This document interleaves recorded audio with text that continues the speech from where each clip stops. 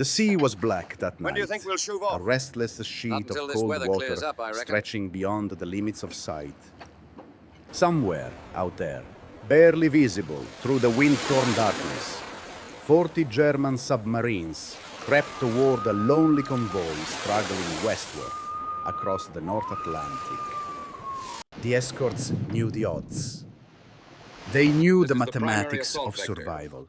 We hit them here. And yet they stayed on course, engines humming against the swell, radar sets turning in steady circles as if searching for a future they were no longer sure they would reach. For 3 years, scenes like this had ended the same way. Merchant ships burning, lifeboats scattered across the waves, and the U-boat aces disappearing back into the night. But in early May 1943, something shifted. What should have been another massacre instead became a moment when the tide, quietly, almost invisibly, turned against the hunters. Britain was starving, its fuel reserves measured in weeks. America watched anxiously across the ocean, knowing the Battle of the Atlantic would decide whether the war in Europe could even be fought. And yet, in those 8 critical weeks, the convoys suddenly seemed untouchable. What The changed objective remains the out same. there on the water? We must What intercept- force, silent and unseen, could overturn 3 years of German dominance at sea? For anyone living in the United States or Britain, during the early years of World War II, the Battle of the Atlantic was more than a naval campaign. It was a lifeline, thin, fragile, and constantly under attack. Everything that kept Britain alive flowed across that ocean. Grain, fuel, weapons, steel, and the industrial power of North America. If those ships stopped coming, the war was lost before it could even be fought. By 1943, that lifeline had tightened to a dangerous thread. German U-boats prowled the sea with a confidence sharpened by 3 years of relentless success. They were the silent predators of the night, surfacing after dusk to run their diesel engines and hunt with the speed of surface ships. On the open ocean, under moonless skies, they were nearly impossible to detect. British radar operated on long wavelengths, and the U-boats carried receivers, small wooden boxes called mettoks, that warned them whenever an Allied aircraft was searching nearby. It was a deadly advantage, and the U-boat aces used it with precision. Their commanders became legends within the German Navy.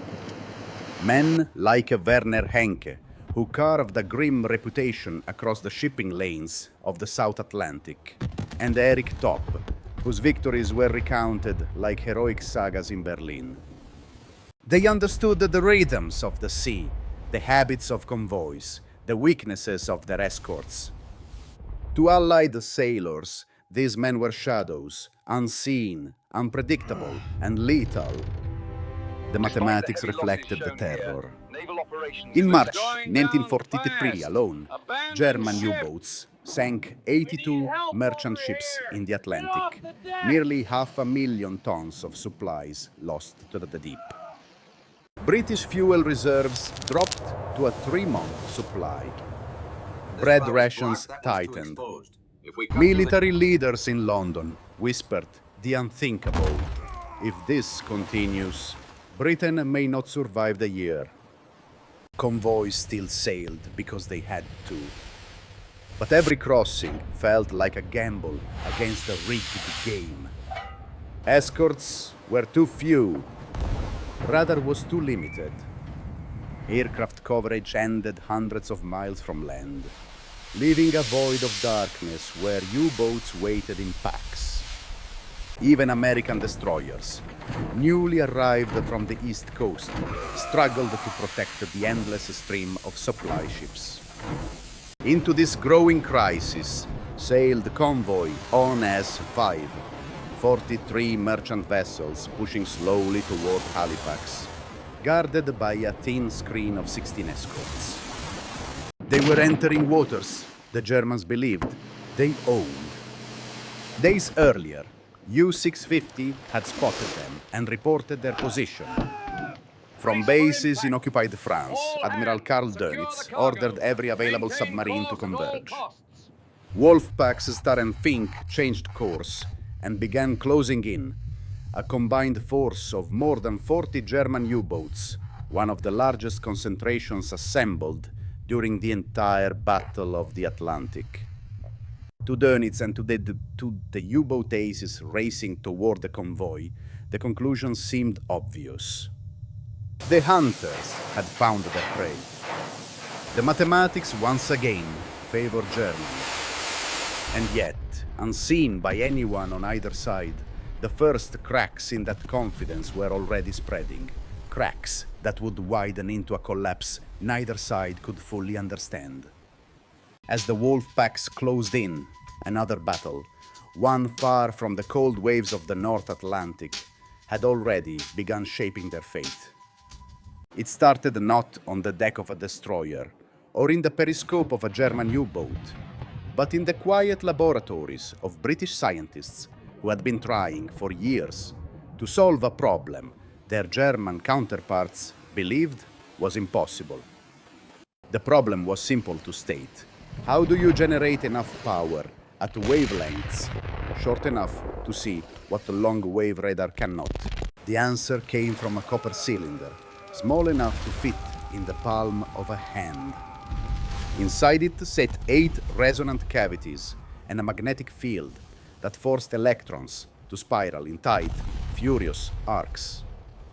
This device, the cavity magnetron, produced a burst of microwave energy, unlike anything previously achieved. It was the beating heart of a new generation of radar, and it would become the core of the ASV Mark III radar set, the instrument that would break the power of the German U-boats. At first, the technology struggled to reach the war. There were arguments, delays, and priorities that clashed at the highest levels. Bomber Command demanded every magnetron for its night raids over Europe. Coastal Command, which guarded the convoy routes, begged for the same technology to hunt submarines. For months, they were refused. But in March 1943, after the disastrous shipping losses that nearly brought Britain to its knees, Winston Churchill intervened. He declared the Battle of the Atlantic the nation's survival line, and 20% of magnetron production was immediately diverted to patrol aircraft. The effect was immediate and devastating. On March 22nd, a Wellington bomber using the ASV Mark III radar located U-665 in the Bay of Biscay. The German crew never saw it coming. Their Metox receiver, the shield U-boats had relied on for 2 years, remained silent. The aircraft appeared out of darkness at barely 300 meters, dropped 6 depth charges, and vanished again into the night. U-665 survived only by luck, but the message was unmistakable. German U-boats were no longer invisible. And yet, in the U-boat pens of occupied France, the pattern went unnoticed. Reports trickled in. Aircraft approaching without warning, escorts appearing at impossible distances. But each incident was dismissed as operator error, coincidence, or stress. German engineers insisted centimetric radar was a fantasy, a concept that violated their understanding of electronics. The wolfpacks advanced with confidence, built on assumptions already shattered. Convoy ONS proved the truth brutally. In the storm-tossed darkness of early May, German U-boats attacked again and again. They managed to sink 13 merchant ships, but the cost was unprecedented. 6 submarines were lost outright. 7 more were so badly damaged they were forced to abort. The hunters found themselves hunted, tracked by an unseen force guiding destroyers and aircraft with eerie precision. Then came Convoy SC-120. 17 German U-boats attacked. Not a single merchant ship was lost. 5 submarines were destroyed. 4 more limped away wounded. It was the first time in the entire Battle of the Atlantic that a convoy achieved perfect defense against a full wolfpack assault. For the U-boat aces, something fundamental had changed. And for the first time in years, they did not know what darkness concealed. The collapse of the German U-boat campaign did not happen in a single night. It spread like a fracture through steel, silent at first, then unstoppable. After ONS 5 and SC-120, the losses continued to mount. Boats that once slipped through the Atlantic undetected were now caught on the surface, illuminated by searchlights, or pinned beneath the waves by escorts, guided with a clarity no German commander could explain. Every assumption on which the U-boat strategy had been built, night attacks, surface speed, radar detection, was suddenly unreliable. Then came the blow that Admiral Karl Dönitz felt, not as a strategist, but as a father. On May 19th, 1943, U-954 was detected and destroyed by British escort ships. There were no survivors. Among the dead was his 21-year-old son, Peter, serving as a watch officer. Dönitz had once believed that his U-boat aces represented Germany's finest, hard men forged by the sea, guided by skill, instinct, and experience. Now he grieved, knowing that even the most gifted crews were dying in battles they could no longer understand. Yet grief alone did not move him. Mathematics did. In May 1943, 41 U-boats were lost. Another 37 were damaged. A quarter of the operational force was gone in a single month. In return, only 58 Allied merchant ships were sunk, and barely half of those in the Atlantic. The exchange ratio had reversed completely. Where the German U-boats once destroyed 7 merchant ships for every submarine lost, they now lost more than 1 boat for each ship they managed to sink. Just as devastating was the loss of experience. The U-boat aces, who had learned the Atlantic's hidden rhythms, the swell of the sea, the angle of moonlight on a convoy, the instinctive sense of when to strike, were dying faster than they could be replaced. Their replacements arrived with only 12 weeks of training. They knew the machinery. They knew the manuals. But they did not know survival. They lacked the instinct to sense when an escort was closing in, the discipline to stay submerged for hours without revealing themselves, the nerve to break off an attack before it was too late. Inside German headquarters, explanations were demanded. The reports from the front were maddening. Aircraft appearing out of nowhere, escorts tracking with inhuman precision, METOX receivers falling silent at the worst moments. Some officers insisted the British had developed a new radar. Others clung to the rumor that Allied aircraft were somehow detecting faint emissions from METOX itself. That theory, despite its scientific impossibility, became the official explanation. It was easier to accept a comforting illusion than to face the truth. The Allies possessed technology Germany did not understand. On May 24th, Admiral Dönitz made the hardest decision of his career. He ordered all German U-boats to withdraw from the convoy routes at once. The offensive was over. The wolves that had once stocked the North Atlantic were retreating, not because they lacked courage, but because the sea itself had turned against them. Across the ocean, the United States watched the unfolding crisis in the North Atlantic with a clarity that came from both distance and responsibility. American shipyards were feeding the Allied war effort at a pace unmatched anywhere in the world. Yet the very lifeline carrying those weapons, engines, and supplies was being torn apart by German U-boats. For Washington, the Battle of the Atlantic was not just a British problem. It was the gateway to the liberation of Europe. If the convoys failed, every American soldier preparing for the future battles of Sicily, Italy, and Normandy would be stranded on the wrong side of the ocean. By the spring of 1943, American strategy had shifted from simply defending convoys to actively hunting the German U-boats. Very long-range B-24 Liberators, equipped with built a radar comparable to the ASV Mark III radar, closed the last gap in the mid-Atlantic, where submarines once hid beyond the reach of aircraft. Escort carriers turned the ocean into a moving airfield.